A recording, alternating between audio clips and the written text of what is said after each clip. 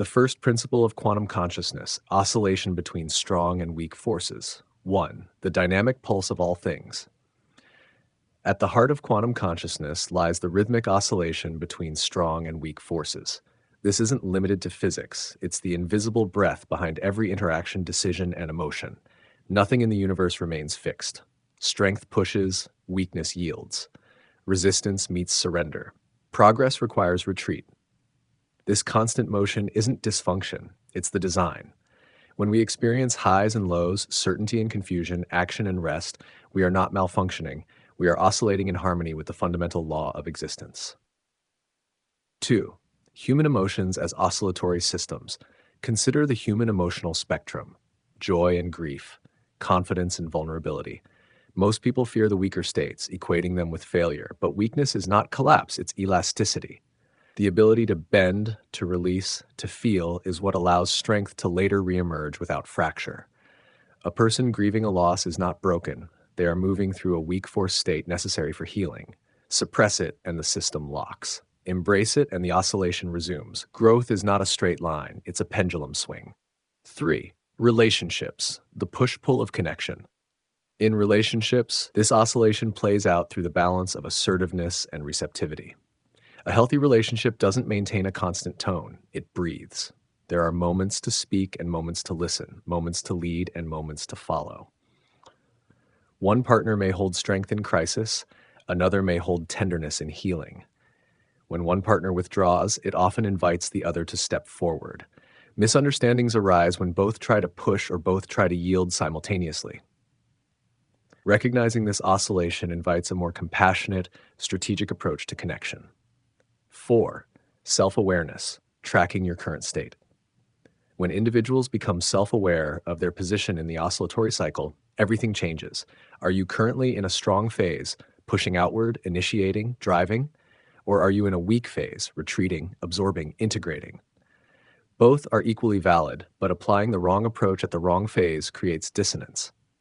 A person in a weak phase who tries to force outcomes will burn out.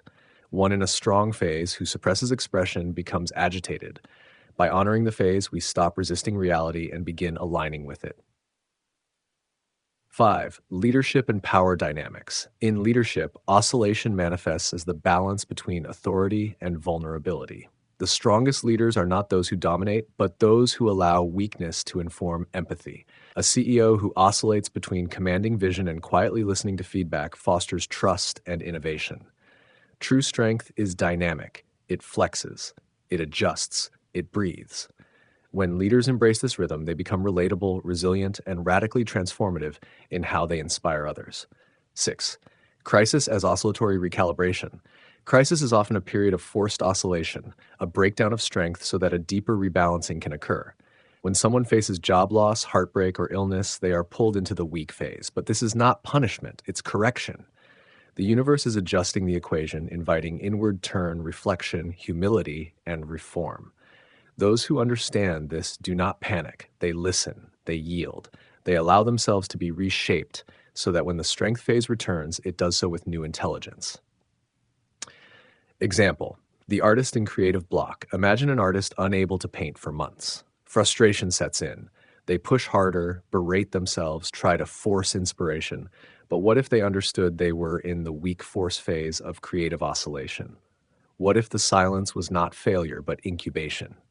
Many breakthroughs come not from pressing forward, but from stepping back, resting, walking in nature, letting the unconscious reorganize itself. That weak phase births new strength.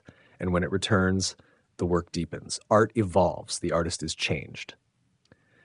8. Radicalizing response through oscillation awareness. Understanding this principle fundamentally alters how one approaches conflict, ambition, healing, and timing. Instead of asking, "Why is this happening to me?" a conscious individual asks, "Which phase of oscillation am I in?"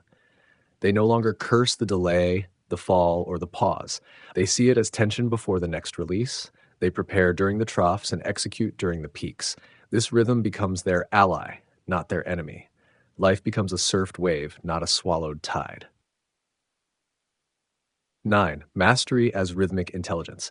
The master isn't the one who is always strong. The master is the one who knows when to be strong and when to yield. This rhythmic intelligence, this deep awareness of oscillation, makes a person fluid, adaptable, magnetic. In conflict, they know when to assert and when to soften.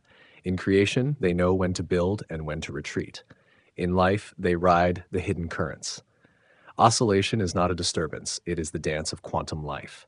And those who learn to move with it rather than against it become profoundly untouchable in their power.